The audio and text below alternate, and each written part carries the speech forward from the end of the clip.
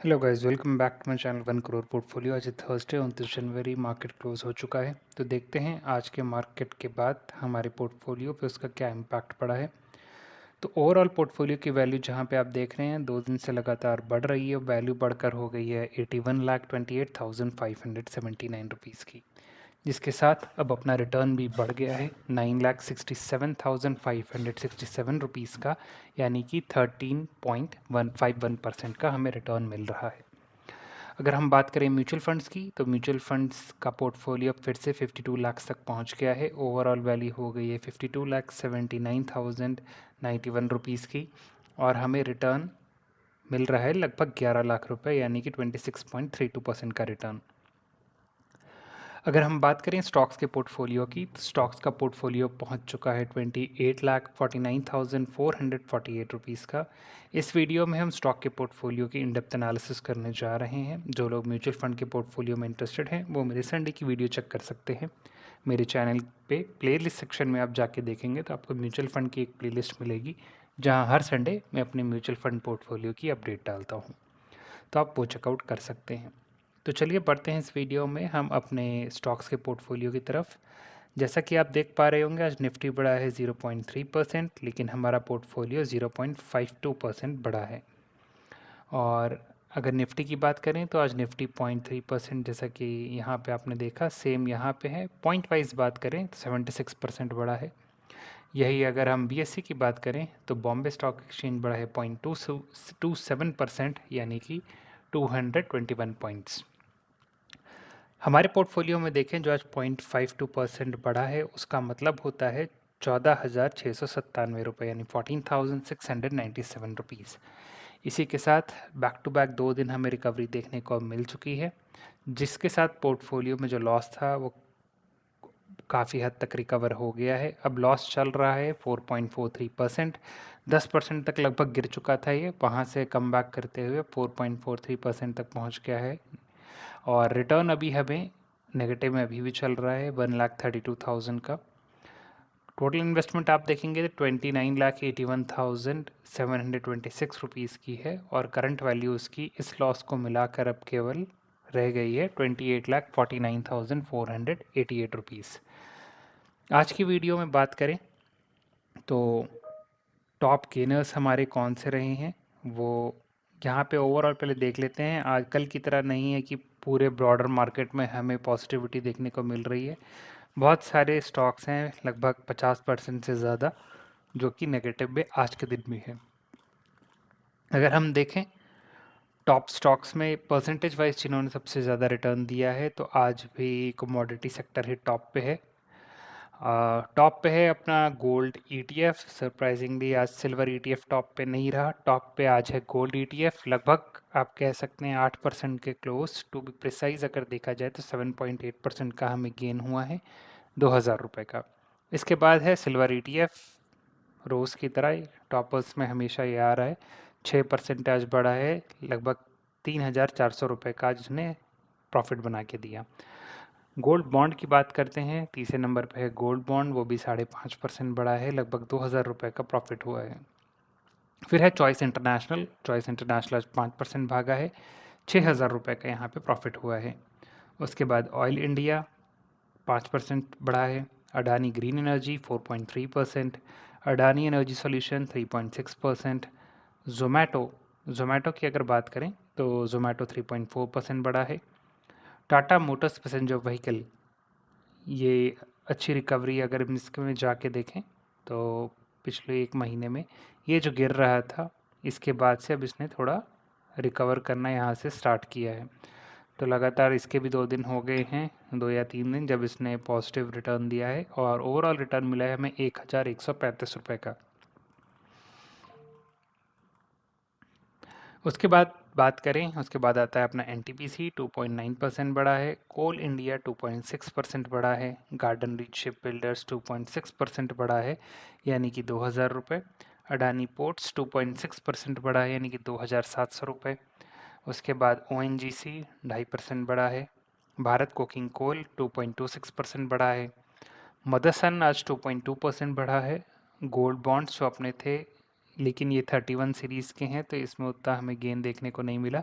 ये 2.13% बढ़ा है, लगभग 400 रुपये। और ये जो दूसरा है अपना एक और गोल्ड बॉन्ड का ही है, ये भी 31 सीरीज़ का ही है। एक 28 सितंबर का है और एक 28 दिसंबर का है, तो इसमें 1.65% बढ़ा है, लगभग 1800 रुपये।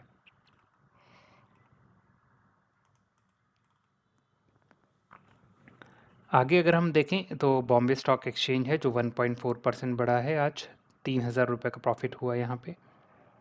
अडानी एंटरप्राइज 1.23% बढ़ा है। बाकी इसके बाद जो स्टॉक्स हैं वो 1% से नीचे हैं। वैल्यू वाइज अगर देखा जाए तो एक मज़गांव डॉक ही है जो 0.4% बढ़ा है, लेकिन पोर्टफोलियो में 1000 से ज़्यादा का इसने गेन दिया है क्योंकि इसका वेटेज काफ़ी ज़्यादा है। लूज़र्स की बात करें तो टॉप पे है अपना हेरिटेज फूड, 8.5% गिरा है। KPIT टेक दूसरे नंबर पे है, 5.7% गिरा है। फिर है मोतीलाल ओसवाल फाइनेंशियल सर्विसेज, 5.16% गिरा है।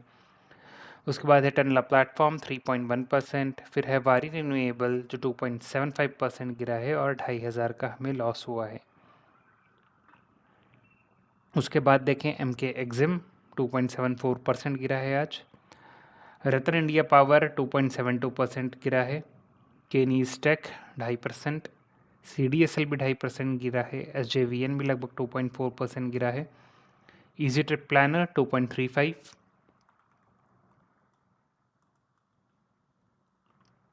उसके बाद है अपना RIR जो कि 2.08% गिरा है। उसके बाद अगर वैल्यू वाइज हम बड़े नंबर्स को देखें तो 1.8% महिंद्रा एंड महिंद्रा गिरा है और वहाँ पे लगभग 1800 रुपये का लॉस हुआ है। फिर है भारत इलेक्ट्रॉनिक्स, जहाँ पे भी हमें सेम 1.8% गिरा है, लेकिन लॉस हुआ है 2142 रुपये का। इसके बाद अगर हम और नीचे आएँ, देखते हैं वैल्यू वाइज सबसे ज़्यादा घाटा आज कहाँ हुआ है। तो लॉस हुए हैं डेफिनेटली, बट कोई ऐसे स्टॉक में नहीं हुआ जिसमें वेटेज काफ़ी ज़्यादा हो हमारा। अगर हम नंबर वाइज देखें तो वारी 2500 गिरा है, भारत इलेक्ट्रॉनिक्स 2100, महिंद्रा एंड महिंद्रा 1800, केनीज टेक लगभग 1500 रुपये का लॉस हुआ है आज। मोतीलाल में 1300 रुपये का लॉस। और हैल में 800 रुपये का लॉस।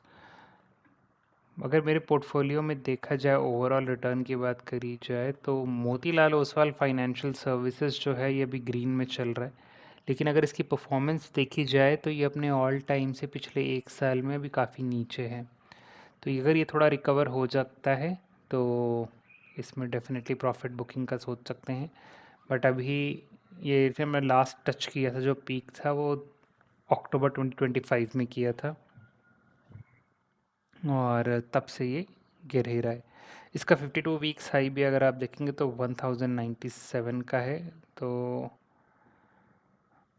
यहाँ पे था आई गेस, या यहाँ पे अक्टूबर के करीब इसने वो पॉइंट टच किया था, तब से अभी लगभग 3 महीने हो चुके हैं, गिर ही रहा है।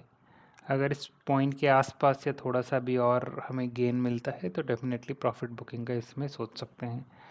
और भी अपने कुछ स्टॉक्स हैं जो अब धीरे धीरे रिकवरी कर रहे हैं। हैल थोड़ा कल ज़्यादा रिकवर हुआ था, ये वापस बॉर्डर लाइन पे चला गया है। सुजलॉन अच्छा खासा पॉजिटिव साइड जाने लगा है। बाकी अपना पेटीएम, ओके, इसको अगर हम परसेंटेज वाइज सॉर्ट कर लें तो ज़्यादा सही रहेगा, यहाँ पे हमें क्लियर पिक्चर मिल पाएगी। हैल सबसे नीचे है, मोतीलाल ओसवाल अभी सेकंड लास्ट नंबर पे है। जोमेटो पे प्रॉफिट बुकिंग का कोई सेंस बनता नहीं, अच्छा स्टॉक है। सुजलॉन देख सकते हैं। आर वी एन एल 600 पे गया था, बट ये अभी 341 पर ही आसपास घूम रहा है।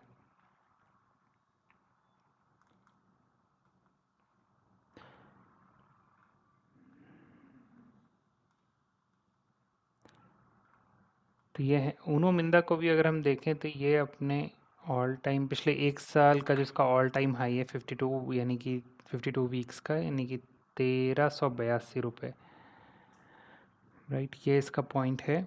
और वहाँ से अभी ये थोड़ा ही नीचे है, तो इसको भी कंसिडर किया जा सकता है। तो गाइस ये थी ओवरऑल आज की पोर्टफोलियो एनालिसिस। लगातार 2 दिन से हमें रिकवरी देखने को मिल रही है। ये है एक्सेल जहाँ पे मैं अपना प्रॉफिट ट्रैक कर रहा हूँ, तो यहाँ पे आपको खूब अच्छे से देखने को मिलेगा। हमारा जो लॉस था वो बढ़ते बढ़ते काफ़ी लगभग 8.31% तक पहुँच गया था। उसके बाद से इसने रिकवरी स्टार्ट करी है। 8.31 के बाद 4.91, 4.44 और डेली हमें रिकवरी देखने को मिल रही है। अब देखते हैं ये रैली कब तक रहती है और पोर्टफोलियो पॉजिटिव में आ पाता है कि नहीं। अभी तक तो नेगेटिव ही चल रहा है। तो ये थी ओवरऑल एनालिसिस। कमेंट सेक्शन में बताइए आपको वीडियो कैसी लगी। अगर वीडियो पसंद आई हो तो आप लाइक करिए, चैनल को सब्सक्राइब करिए ताकि आप भी मेरी 1 करोड़ की जर्नी का पार्ट बन सकें। जो ये वैल्यू 80 लाख के नीचे चली गई थी अब धीरे धीरे रिकवर हो रही है, 81 लाख तक पहुंच गई है। इस ईयर एंड तक टारगेट है 1 CR को टच करने का। तो होपफुली आप सब मेरी इस जर्नी का पार्ट बनेंगे।